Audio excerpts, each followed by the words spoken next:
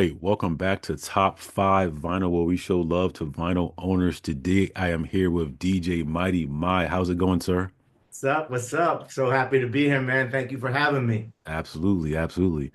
Before we officially get started, I want everybody to like the channel, subscribe to all your cool and uncool friends, all that fun stuff you guys got to do on YouTube land out there. DJ Mighty My, where can the people find you? I currently live in Las Vegas, as you can see it behind me. Nice. Whenever I'm doing my Twitch streams, I always say American greed behind me, the realness in front of me on the turntable. So that's my little Twitch line. But yeah, I'm in Las Vegas right now. I DJ out here. I Hmm. used to be in the clubs on the strip, those big clubs, but COVID happened, and I kind of said to myself, I think being in the bottle service clubs has run its course for me. So now I'm kind of in smaller spots, playing all vinyl a lot. It's fun. It's kind of like taking it back to my essence. Nice, nice. Understandably, with the in the out of the clubs, I get that. Yeah. And you have a Instagram page. Where can the people find you on Instagram?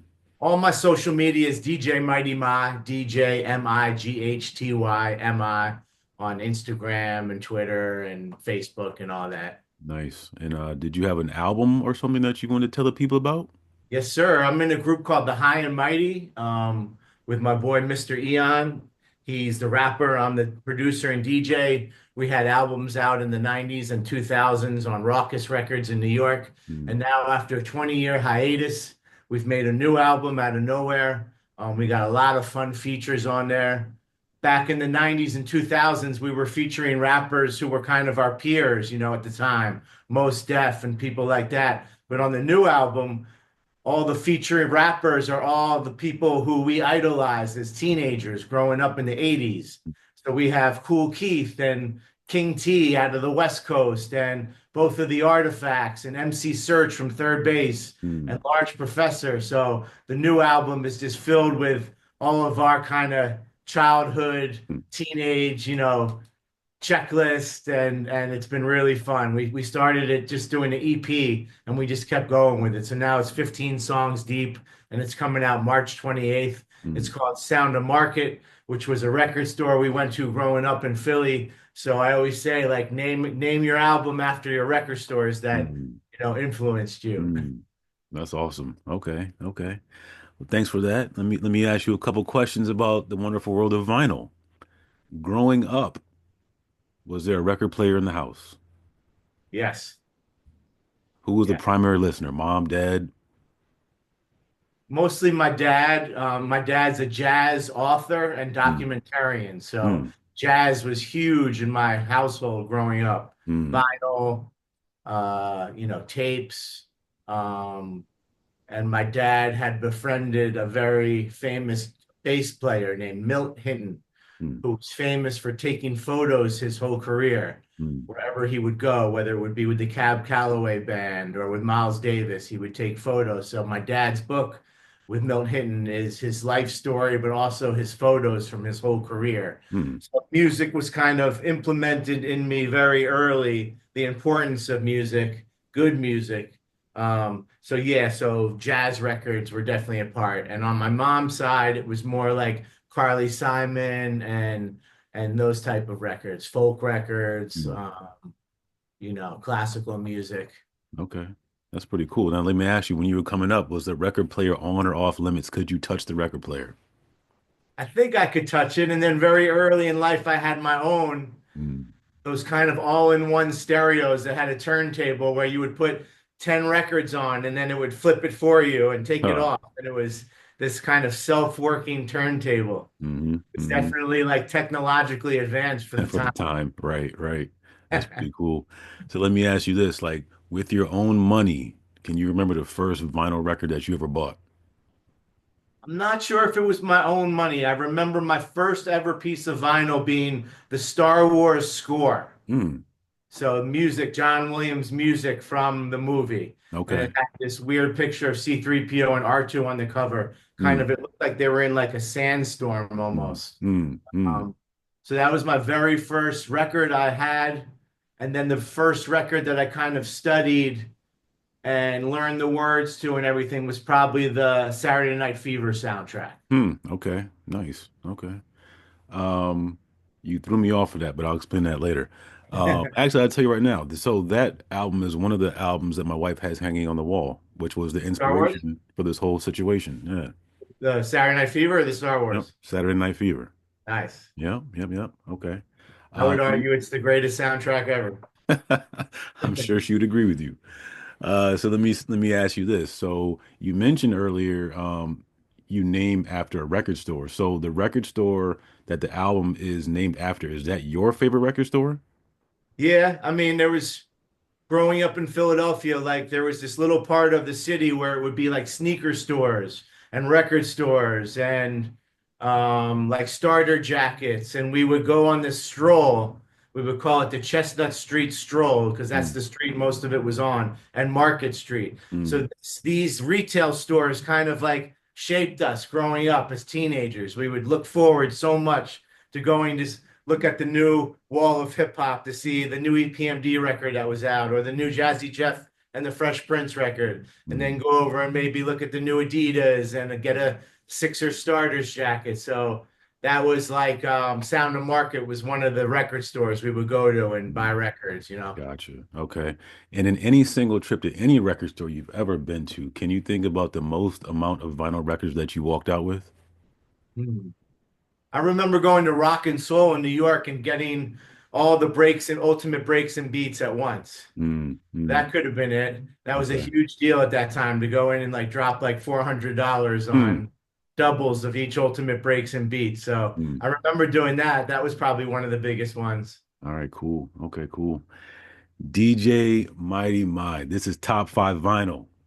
Can you share the number five, the fifth album that you have in front of you right now? Well, today we're going to go with all golden era hip hop albums Mm, between 1984 and 94. That's kind of like my sweet spot.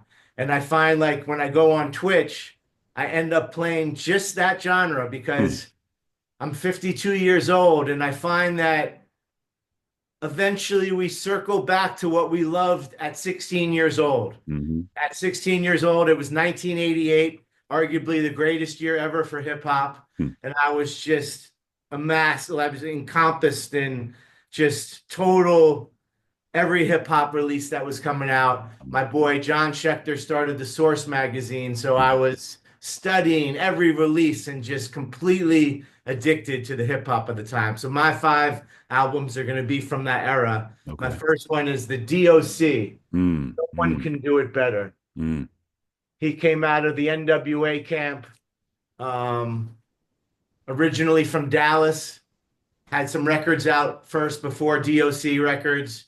I think the Fila Fresh crew. And then he just became a contributor to the Dr. Dre camp, writing rhymes, just contributing in every way to the first NWA album. mm, And then his solo album came out, and it was just mind blowing. mm, Also, all five records I'm picking today all just have 10 songs on it. There mm, was an era of just 10 great songs on your album. Maybe it's so it would sound good, so the grooves would be big enough. If mm, you put five songs on each side, you still get a pretty good sounding album. So mm, all the ones I'm picking today all have 9, 10, or 11 songs on them. So okay. this was just a perfect album to me. A lyricist is lyricist. And then, of course, we all know his career was cut short by a tragic car accident where he lost his vocal cords and he kept on writing for the camp. You know, he wrote a lot of the Chronic and the Chronic 2001, Mm, but his first album is just like an incredible piece of art, especially the song The Formula. mm, That was mm. just to me like the greatest, Yeah, yeah, cool. And let me ask you this before I forget. Have you seen any of your top five perform live before?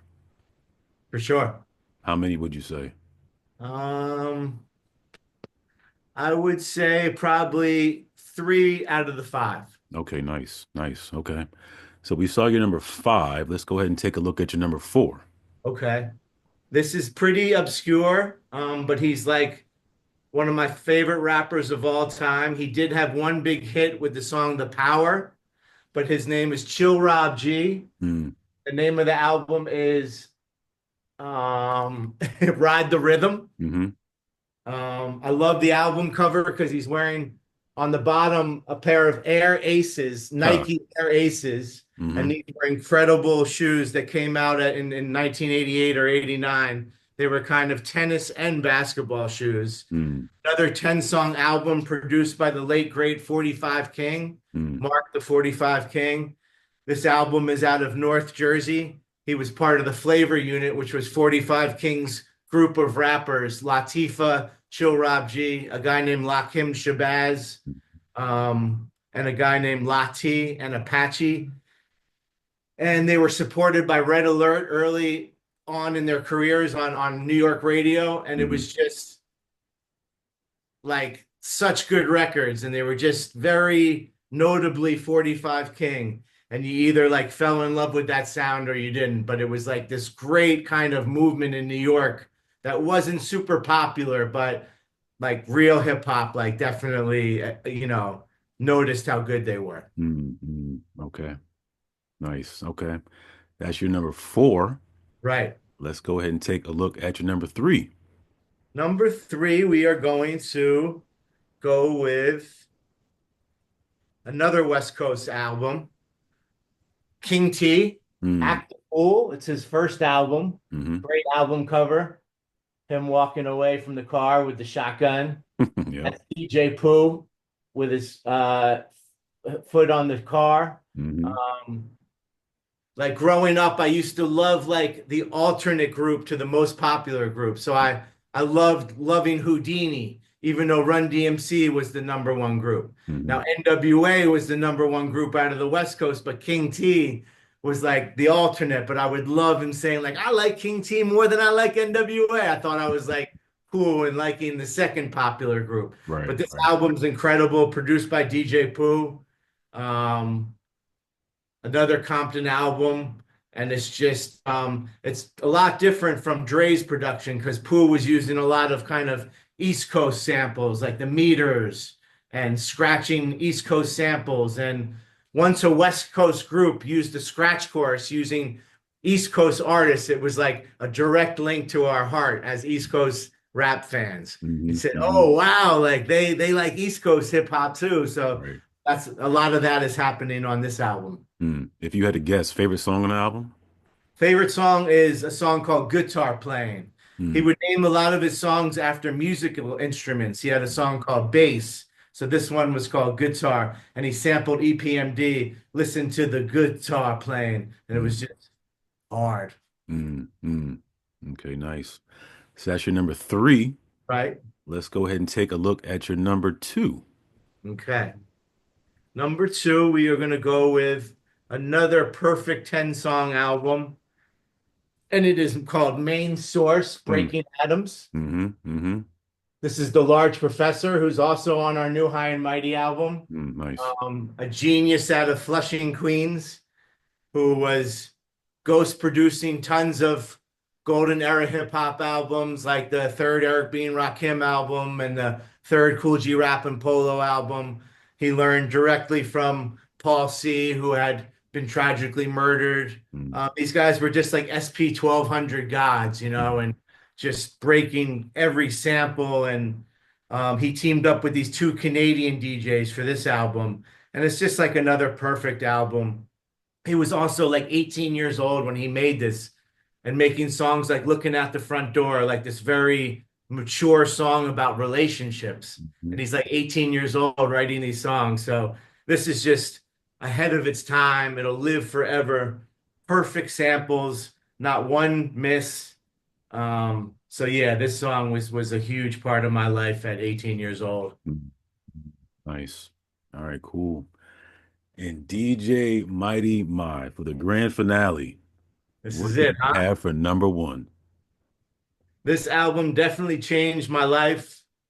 Um, it's probably the first like gangster album, even though Schoolie D out of Philadelphia, I say is the first gangster rapper. This was the first like full project where it was just like kind of shocking. And that's Boogie Down Productions, Criminal Mm, Minded, mm, holding the pistols on the mm, cover, mm-hmm, KRS-One and Scott LaRock, RIP. mm-hmm, Um, 10 songs, just perfection. We had never really heard anything like KRS before, like up until then, it was kind of Run DMC dominated world of just kind of bragging rhymes and all that. And then KRS came out and it was just like he took it to another level of lyricism. Mm, So, especially the song Poetry. It's my favorite song in their whole catalog. It's just brilliant. So, like, my parents were both college professors and they couldn't really relate to like what I was listening to. But I would play my mom KRS-One records, like My Philosophy. And I would say, look, mom, he's talking about being a teacher and all of this. So I would say Boogie Down Productions was the one group that I tried to bridge the generations within my family. that's awesome. That's awesome. All right, cool. Well, first off, thank you so much for sharing your top five vinyl records with me. Appreciate it. Oh, yeah. Thank you for having Second, me, man. It of was fun. course, absolutely. And secondly, one more time, can you tell the people out there where they can find you on Instagram and YouTube and wherever else? For sure. I'm just DJ Mighty My on Instagram. Also Twitch if you like blends and hearing B-sides and remixes and not the same 50 songs.